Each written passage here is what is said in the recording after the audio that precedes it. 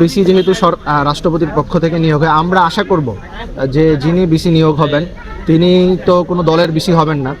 Police কোনো ধরনের নৈতিকতা ছাড়াই তাদের গায়ে হাত তুলছে।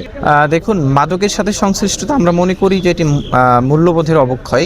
যারা অপরাধী তাদের যথাযথ আইনি প্রক্রিয়ার মধ্য দিয়ে বিচার নিশ্চিত করা এবং এই ধরনের আচরণ, এইটা আমরা ইতিপূর্বে দেখেছি যে জুলাই আগস্ট গণ অভ্যুত্থানও এই পুলিশের এক ধরনের রাগ এবং ক্ষোভের শিকার হয়েছে শিক্ষার্থীরা, এবং তারপর থেকে আমরা নানা ঘটনায় দেখেছি এই পুলিশ কোনো ধরনের কোনো আইনি প্রক্রিয়া ছাড়াই শিক্ষার্থীদের গায়ে হাত তুলছে, তাদেরকে হেনস্থা করছে।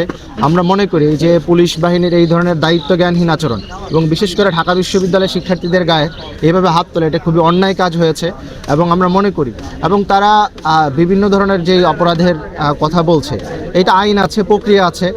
কারো কাছে যদি এই ধরনের প্রমাণ পাওয়া যায় তার বিচার করবেন, তাকে শাস্তির আওতায় নিয়ে আসবেন।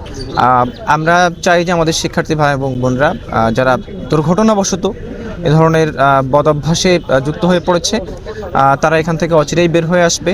বিশ্ববিদ্যালয়ের কাউন্সেলিং উদ্যোগ আছে, সেগুলো তারা গ্রহণ করবে এবং আমরা সকলেই চেষ্টা করব আমরা এই অভ্যাসগুলো ছেড়ে খেলার মাঠমুখী হতে এবং বিভিন্ন সামাজিক কার্যক্রমে যুক্ত হতে আমরা আমাদের সে সকল ভাই বোনদেরকে আহ্বান জানাই। কিন্তু আমরা বিশ্ববিদ্যালয়ের প্রশাসনকে দেখে এসেছি তারা বারবার গড়িমসি করেন, কিন্তু আমরা চাই যে সে যে দলেরই হোক, যদি যে কোনো অপরাধের সাথে জড়িত হবে শিক্ষার্থী, সে যে দলের হোক, যদি আমার দলেরও শিক্ষার্থী আমরা তার বিচার চাই। কিন্তু আমরা দেখতে পাচ্ছি যে বিশ্ববিদ্যালয়ের প্রশাসন শুধুমাত্র একটি নির্দিষ্ট দলের ক্ষেত্রে বারবার তারা দীর্ঘায়িত করেন, বিলম্বিত করেন। আমরা বিশ্ববিদ্যালয়ের প্রশাসনের এই ধরনের কাজেরও নিন্দা জানাই।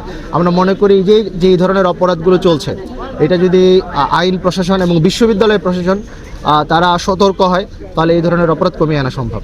কিন্তু কোনো ধরনের প্রমাণ ছাড়া পুলিশের বিরুদ্ধে, পুলিশের অন্যায় কাজের বিরুদ্ধে প্রতিবাদ করার কারণে যে শিক্ষার্থীদের উপর আঘাত করা হচ্ছে, হামলা করা হচ্ছে, এটি খুবই ন্যাক্কারজনক কাজ।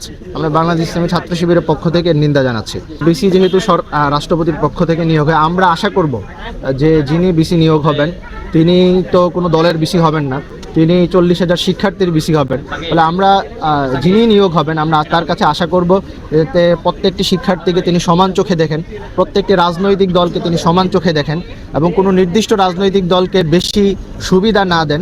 আমরা সেই আশা তার কাছে করব এবং আমরা আমাদের জায়গা থেকে তার নতুন যে বিসি আসবেন আমরা আমাদের জায়গা থেকে তাকে সহযোগিতা করার চেষ্টা করব।